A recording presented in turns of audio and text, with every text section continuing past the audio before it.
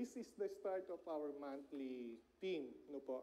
Ang monthly theme po natin is what life is all about. No po? And glory to God at ako po yung nai-assign ni Pastor Jonathan. Thankful and humbly na tinanggap ko po yung kasi mahirap po mag-prepare talagang 1 week almost. No po? Ayan. So, habang kinukuha ko po ito, iba po kasi binigay ni Pastor Matt, ni Pastor Jonathan na topic. Tapos, sabi ko, Lord, what is the message that you want me to express or to speak? Sabi ko, ganon. And until then, siguro 5 days ago na lang, sabi ko, there's 3 words na binigay sa akin ni Lord.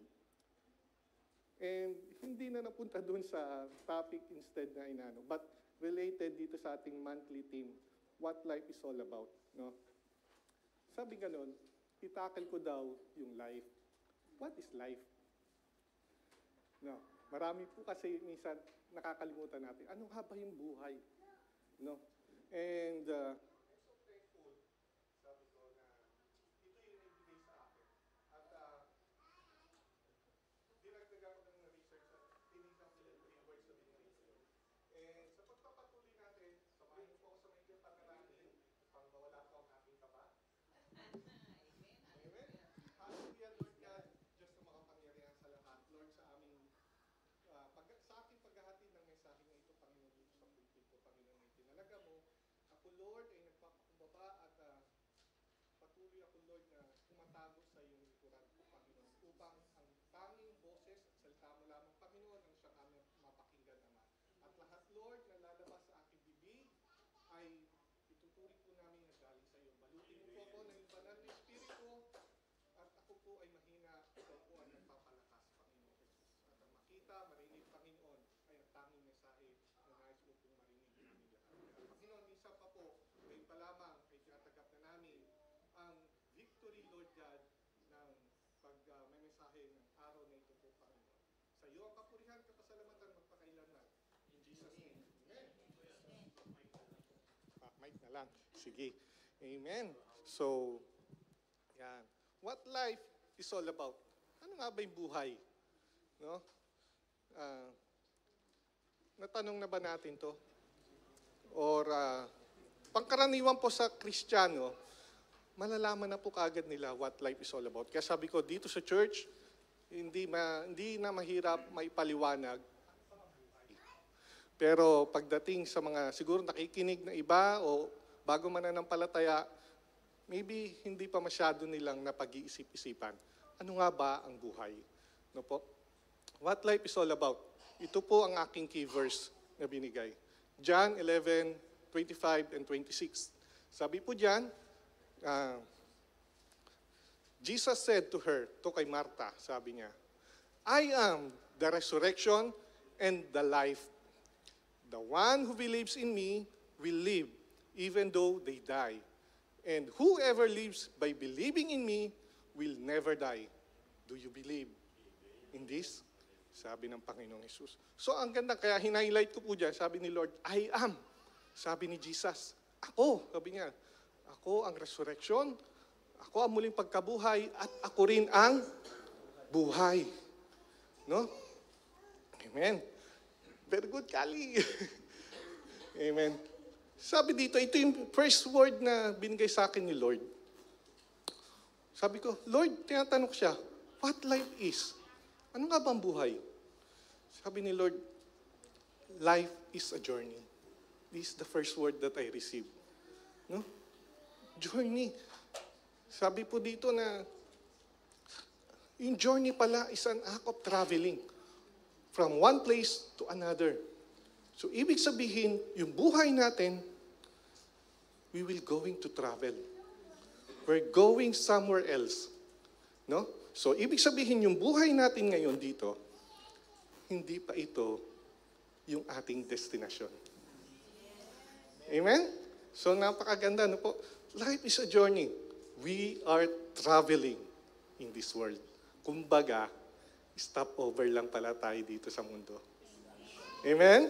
So, we should enjoy, no po. Life is a journey, no? Kaya, yan. So, kung buhay natin ay journey, so ibig sabihin, we are moving. We are traveling. No? Kaya, yung dapat nating malaman, sabi diyan, para mapatunayan natin na we are traveling, sabi po dito sa unang Pedro, 1 Peter chapter 2, verse 11, sa magandang balita. Sabi niyan, mga minamahal, nakikiusap ako sa inyo bilang, sabi niya diyan, bilang mga dayuhang pansamantalang naninirahan sa daigdig nito.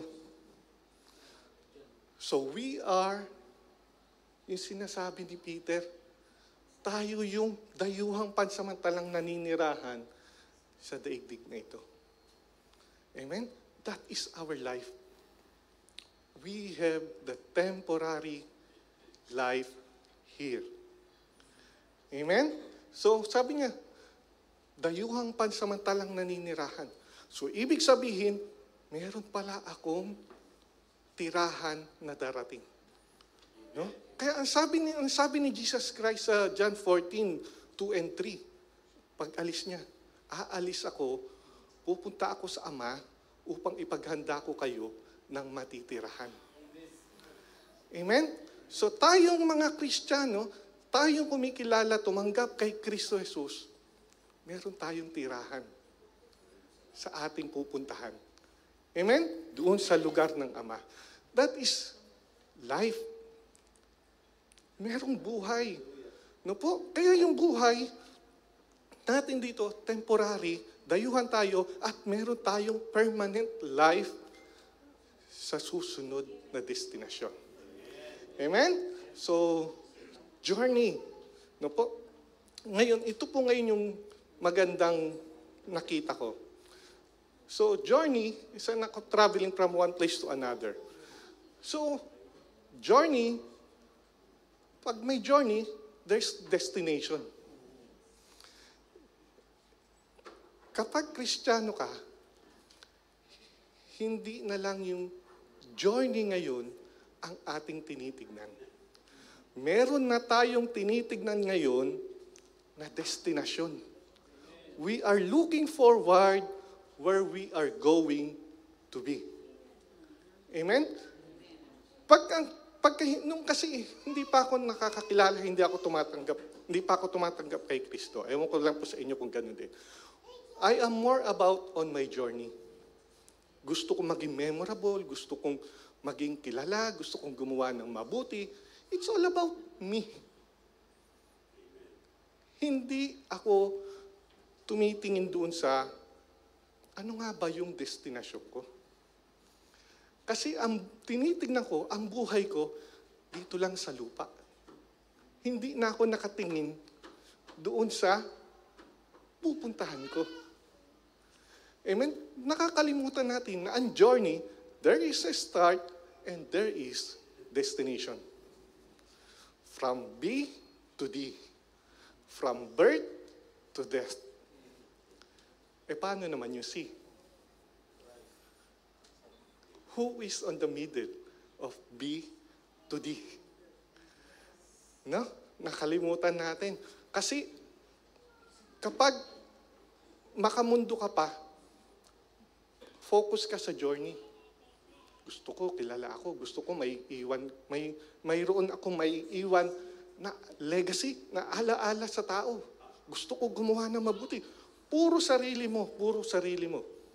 Nakakalimutan natin yung in-between at yung darating. Amen? So, why it matters? Bakit mahalaga ang journey at bakit mahalaga ang destination? Ayan. Titignan po natin mamaya. No po? Amen? So, mahalaga ang journey. Kasi, dito niya sasabihin, your journey will determine your destination. And your destination should drive you on your journey. Hindi pwedeng magkahiwalay. No? Kaya kung ang palagi mo na lang iniisip, nung nagtingin ako sa internet, sabi ko, tinitingnan ko journey. Life is a journey. Tapos, mas napakarami doon. Life is a journey, not a destination. Nakalimutan yung destination. Nag-focus sa journey. Bakit po? Tingnan natin focus on the journey. Ito yung sabi ng mga pangkaraniwan na gustong maiwan yung legacy nila. O yung mga hindi pa masyadong, sabihin na natin hindi kumikilala sa Panginoon Diyos o hindi pa tumatanggap kay Kristo. Ang sabi diyan, focus on the journey, not on the destination. Fun is not found in finishing the activity, but in doing it. Yes, correct. But you should also put in your mind the destination. Hindi po puro kasiyahan ang journey. Journey is a mix of all circumstances that you have. Amen? Hindi yan puro kasiyahan. Hindi yan puro legacy. Hindi yan puro tungkol sa pera. Hindi yan puro tungkol sa emotion mo. It all mix up. Your emotional, your spiritual, your physical, everything comes and you will, lahat yan, mararamdaman mo yan during the journey of your life. Tama po? Hindi po pwedeng puro na lang din sakit ang mararamdaman mo. Hindi puro emotional ache. No? Kailangan niya mix.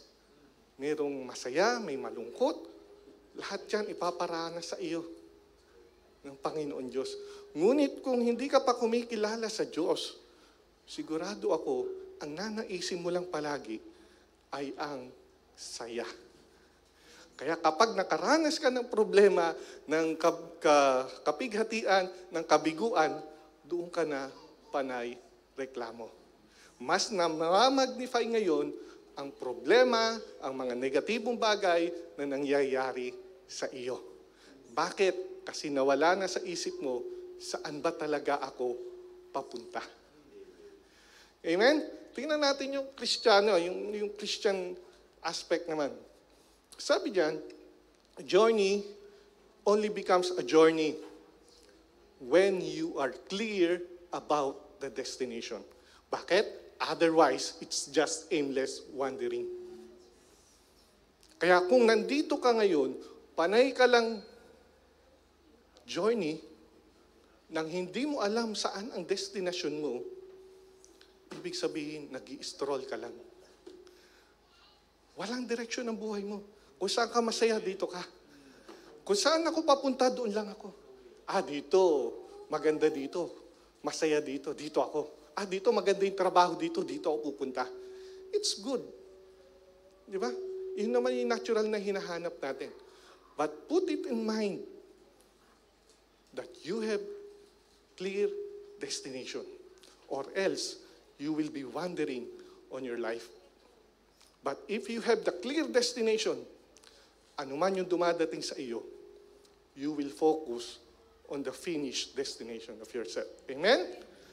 So, sabi ko, Lord, thank you for reminding me that life is a journey that has destination. And my destination, where? Philippians 3:20. For our citizenship is in heaven, from which we also eagerly wait for the Savior, the Lord Jesus Christ. May problema lang kasi, kaya sabi ko kanina, you will not be you will not have the citizenship in heaven if you didn't accept Jesus Christ. No?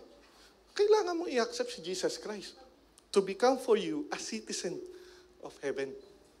Kaya nga kanina titignan natin, journey is not just a journey. Journey has a destination. And your destination is in heaven. Amen? So, our destination should be in heaven. Napakasarap isipin na ang destination natin ay sa heaven.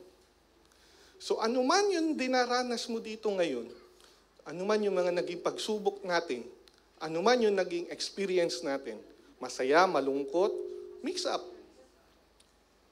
you will bring it, sabing ganun, to heaven. No? Bakit? Magiging kalakasan mo yun.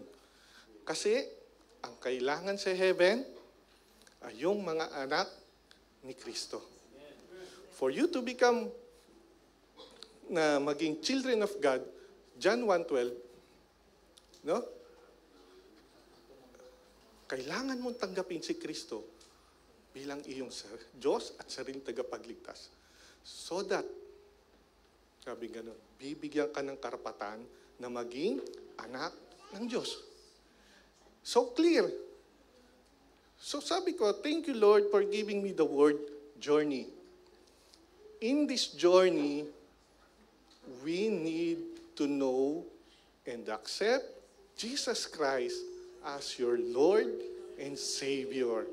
Kaya kung hindi mo pa tinatanggap si Jesus Christ, the Lord and Savior, ikaw na nanonood ngayon, I beg for you, tanggapin mo si Kristo bilang Diyos at tagapagligtas. Amen? So, and to the second word na binigay ni Lord sa akin, sabi ko, what life is all about? Life is about time. No? Yung life natin, hindi po ito forever. No. Ito po ay may duration. And that duration will be measured by time. Amen? So,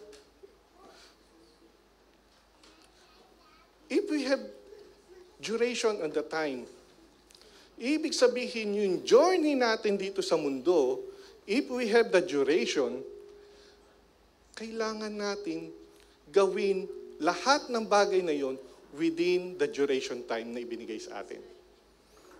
Amen? Our journey, life has duration. So, ibig sabihin, ano man yung dapat kong gawin, on that duration time, kailangan kong tanggapin si Jesus Christ. Hindi ako pwedeng magsisisi sa huli kapag end na ng duration, end na ng regulation. Kita niyo po yan? Kaya nga walang pagsisisi kapag ikaw patay na. Amen? Ang pagtanggap kay Jesus Christ habang buhay ka pa. Amen? So, ito po yung titingnan natin.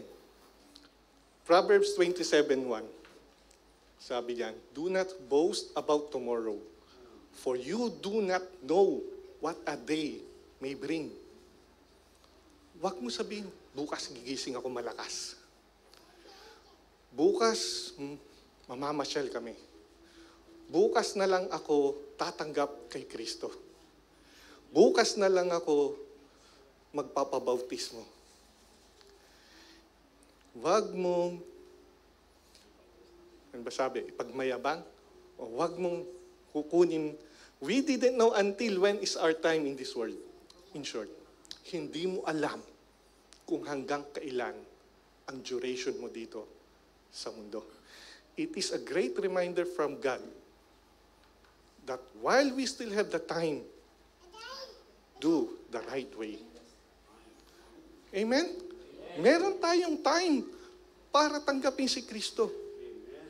Hindi siya nagpapabaya sa atin. Siya ay makatarungang Diyos na laging nagsasabi sa iyo, nagpapaalala sa iyo, na mahal na mahal na mahal ka ng Diyos.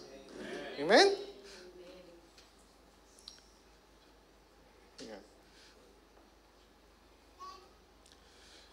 Meron po akong kinuhang graph. Ngayon ko kung makikita ninyo masyado.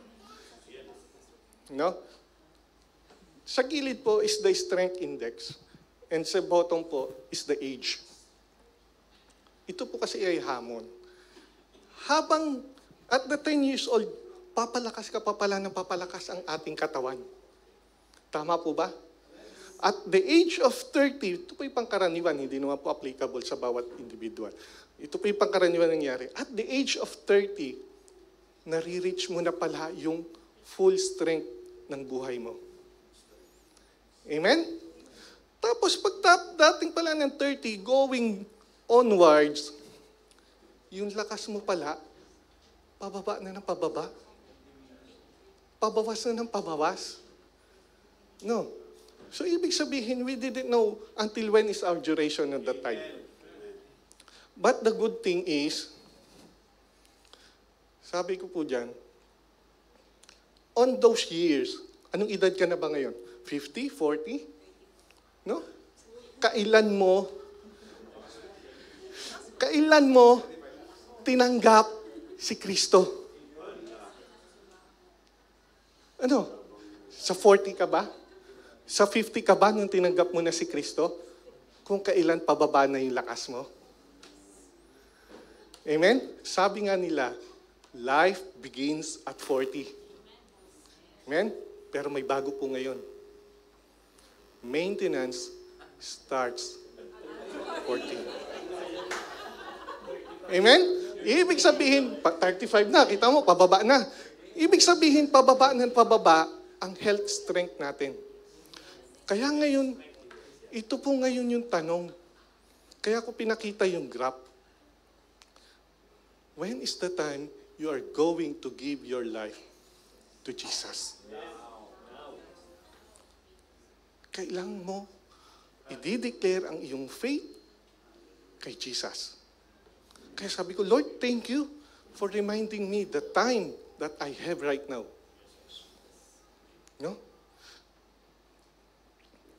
Kinuha ko po yung lyrics ng kanta na Kailan Pa by Papuri. Actually, kakantahin ko sana. Kaso po, sabi ko na, naaawa ako.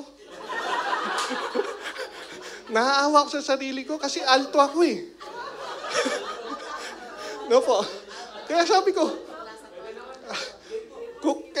kukunin ko na lang yung lyrics. Amen. Talagang hindi niyo po ako mapapakanta. Di bali na ako, kakanta na lang ako sa likod. Pero my heart is... Hindi ko po kaya. Pwede po lahat na lang tayo kumanta. Amen. Sige.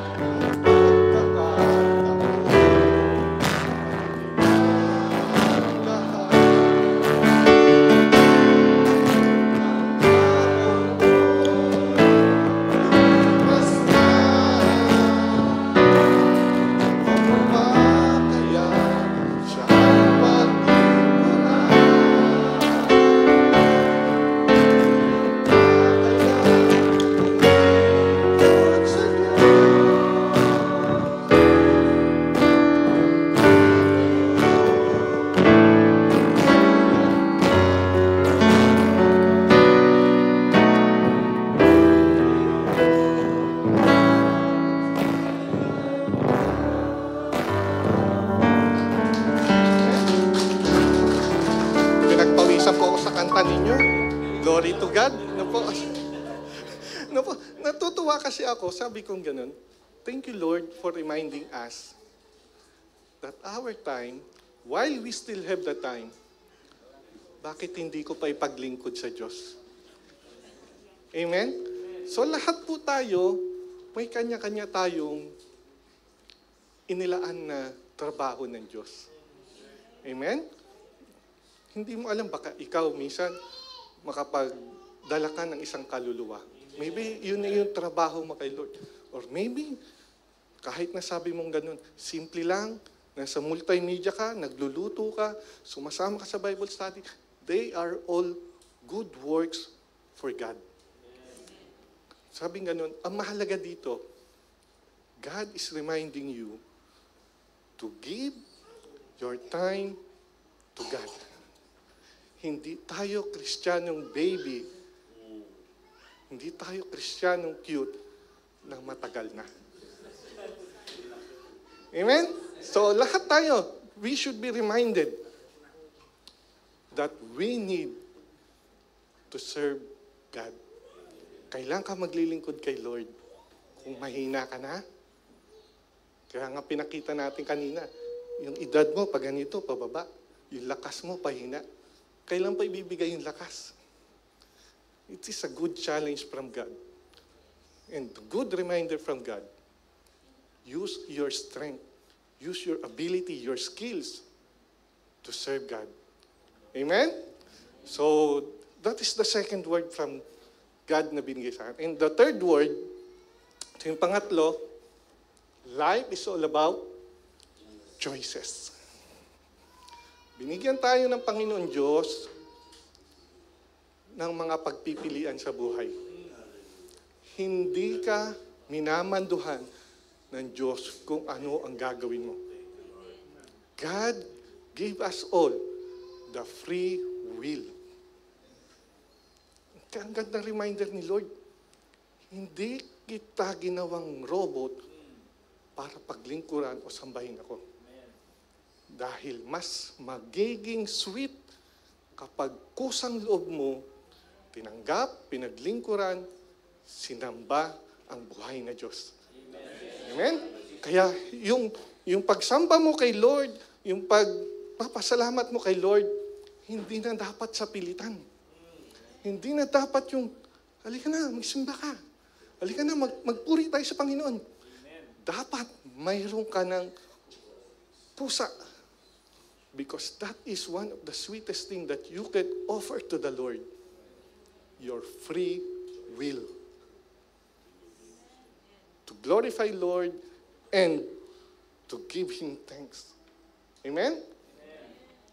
Ang sarap isipin, Lord, thank you na lahat pala ng mga nangyayari sa buhay ko ay meron akong pagkakataon na pumili. Yung pagpunta ninyo dito, decision ninyo yan.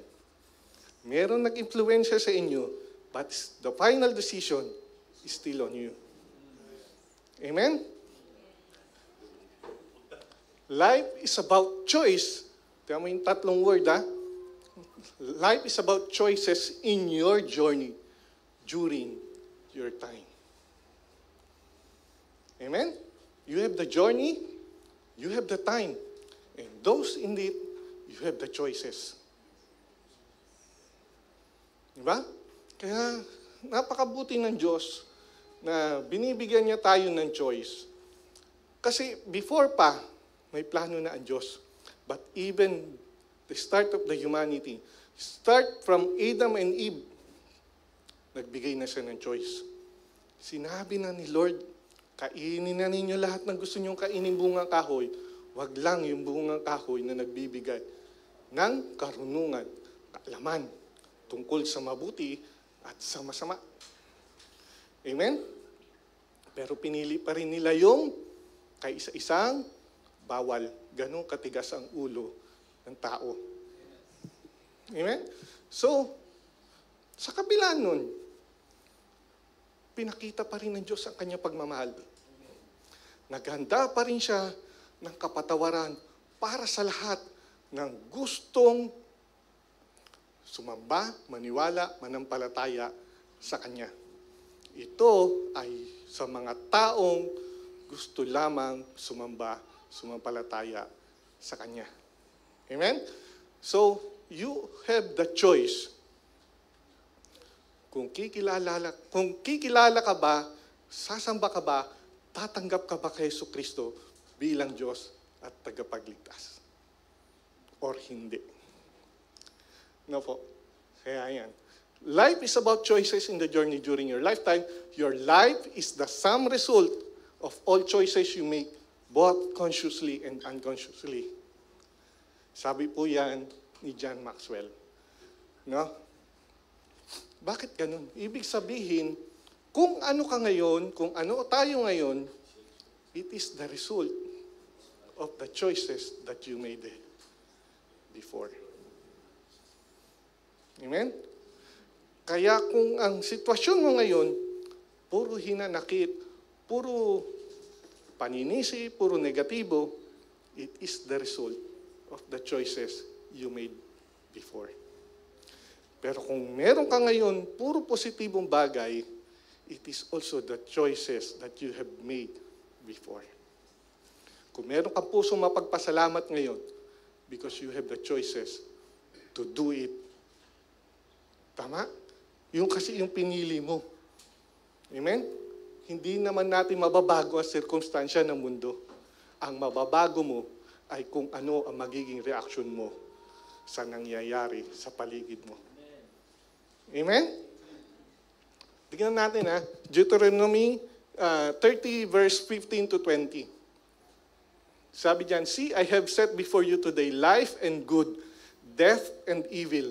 If you obey the commandments of the Lord your God, that I command you today," sabi po ito ni Moises, "by loving the Lord your God, by walking in His ways, and by keeping His commandments and His statutes and His rules, then you shall live and multiply.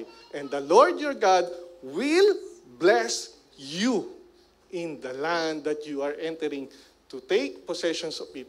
But if your heart turns away, and you will not hear, but are drawn away to worship other gods and serve them, I declare to you today that you shall surely perish. You shall not live long in the land that you are going over the Jordan to enter and possess. I call heaven and earth to witness against you today that I have set before you life and death, blessing and curse. Therefore," ito po yung maganda. Pinapakita na yung pagpipilian natin at sinasabi na rin kung ano yung dapat mong sagot at gagawin. Ang sabi po diyan, choose life that you and your offspring may live. Sabi sa 20, ito po yung keywords niyan, loving the Lord your God, obeying His voice and holding fast to Him, for He is your life and length of days. Kahit na may mga choices, hindi ka pinapahirapan ng Diyos. Kahit ng panahon ni Adan at Eva, at hanggang sa ngayon, God is giving you choices.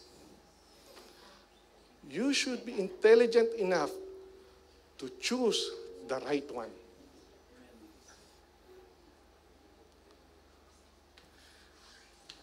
Verse 20 po, God gave you two options, life or death.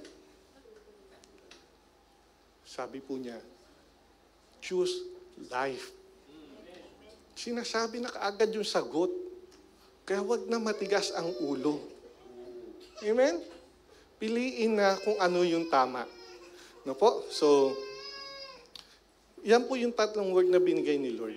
No, habang inaaral ko po ito, sabi ko gano'n, many people are deceived as to what this life is really about. Totoo po yun.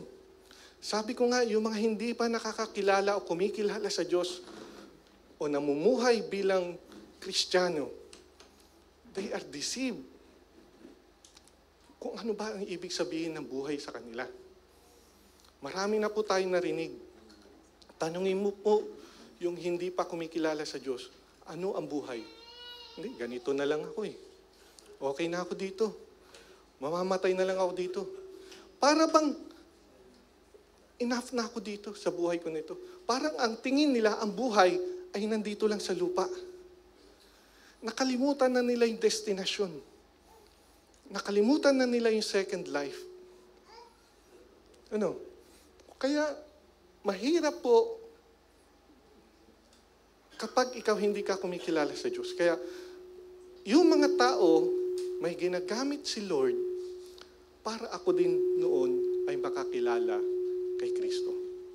At sa ngayon, gagamitin ka rin ni Lord upang yung mga hindi pa kumikilala sa Panginoon ay makakilala din kay Lord. Amen? Kasi they are deceived by this world na inaakala nila na ang buhay ay dito lang. Ang buhay is about, iniisip nila, life is about success. Life is about money. Life is about emotions. Nakalimutan na nila. Life is having Jesus Christ in your life. Amen? People are different in thinking about life. May kanya-kanyang kaisipan yan. Pero kapag Kristiyano, dapat ang kaisipan mo, life is about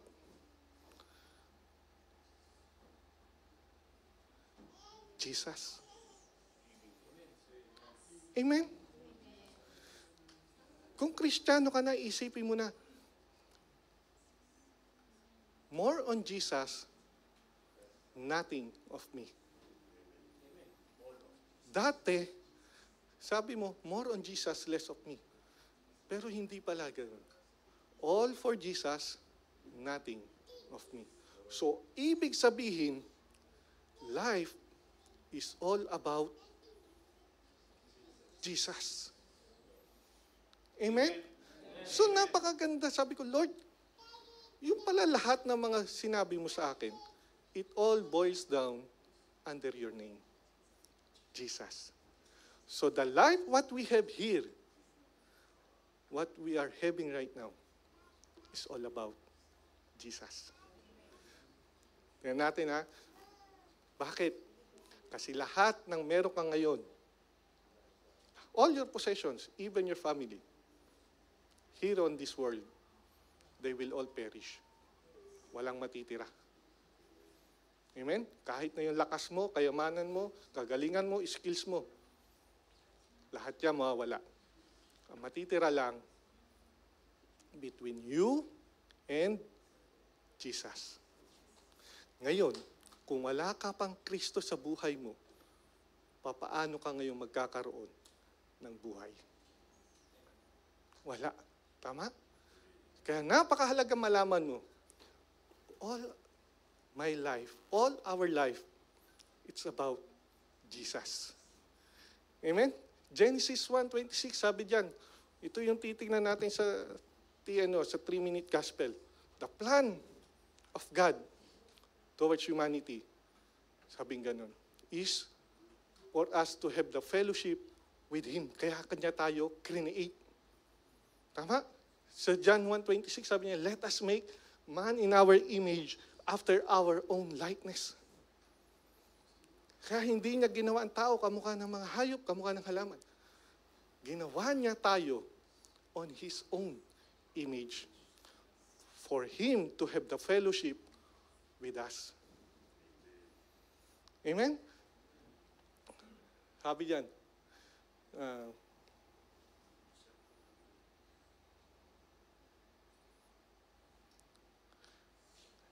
so, and sabi Genesis, no po? Tingnan po natin sa Colossians 3:17, one of my favorite verse, no po? Sabi po kasi diyan, whatever you do, in word or in deed, do it all in the name of the Lord Jesus Christ. Ibig sabihin, lahat ng gagawin mo dapat dito sa mundo, salita man o gawa, do it in the name, sa ngalan ng Diyos. So ano ibig sabihin? Yung buhay mo is about Jesus. Amen? Sa Isaiah, sabi niya, I will say to the north, give them up, and to the south, do not keep them back. Bring my sons from afar, and my daughters from the ends of the earth.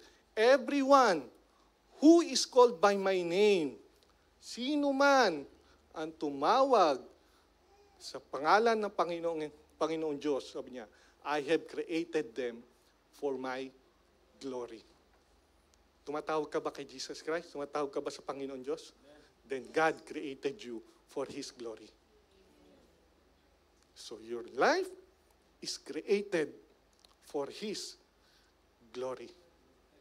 Not for you just yourself. Hindi lang para sa sarili mo. We are created for His glory. Amen? Balikan po natin yung key verse ko kanina. Kaya kanina, makukuha mo na kaagad, what is life? Life, sabing ganon, I am the resurrection and the life. Jesus, ang nagsabi niya. Kaya ang sabi diyan, Jesus is the life. Amen? I-rephrase mo yan. Jesus is the life. Kung wala kang Diyos, wala kang Kristo, you don't have life. Amen?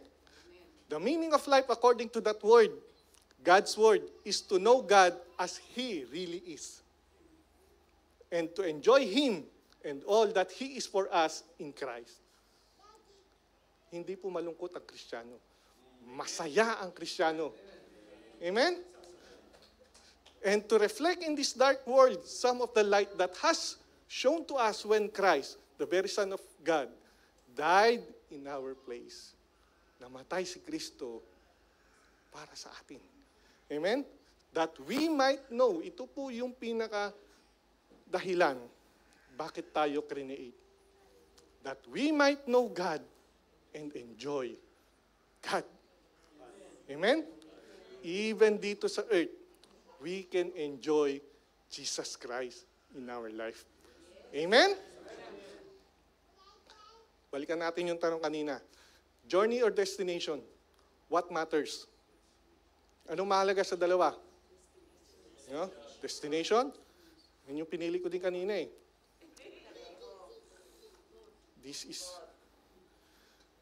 Which is more important, destination or the journey? For me, it's the company. Sino ba yung kasama mo ngayon sa buhay? Sino ba yung tinanggap mo sa iyong buhay? Hindi ba't si Kristo? Ano man yung journey na dinadaanan natin ngayon, masaya yan, malungkot, ano pa man yan, ang pinakamahalaga, kasama mo si Kristo. Oh. Diba? Amen? Ano man ang destinasyon mo, ang pinakamahalaga sa iyo, si Kristo. Pupunta ka ng langit, hindi dahil excited ka sa langit. Pupunta ka ng langit para kay Kristo. Amen? We don't like the blessings. We don't just like the blessings. We more like the blessor. Amen? Kaya yung langit, nagiging langit dahil kay Kristo. Kaya ngayon pa lang, ano man yung tinanggap mo sa buhay mo, lalo kung tinanggap mo si Kristo, yun ang pinaka-importante. Amen? Ano man sitwasyon mo, ano man journey dinaanan mo, at ano man destinasyon yan, pinakamahalaga, yung tinanggap mo sa buhay mo. The journey of life has time of your life, and life is about choices. Be wise. Choose Jesus Christ while you still traveling on this world, and while you still have time to choose. Dahil wala ka ng pagkakataon na mamili kapag tapos na ang iyong time. Amen? Life is a choice. Jesus stands at the crossroads. Katayo si Jesus. Diba? Sabi niya dyan, He stands at the crossroads of your decision. Your every choice, good or evil, life or death. Then, choose Jesus. Amen? For in Him is life, health and strength. In Him is love, joy, and peace. But you have to choose it. Sabi ko nga kanina, binigyan ka ng choices, binigyan ka ng free will. Gamitin mo yun, maging matalino. Choose Jesus. Na po, you have to decide whom you will serve. For His peace does not happen by accident. You must let His love, His joy, and His peace to fill your life. Amen? Good and evil, life and death are always before you. Mamimili ka talaga. Good, choose life, choose Jesus in the crossroads. Amen? God bless po. Glory to God.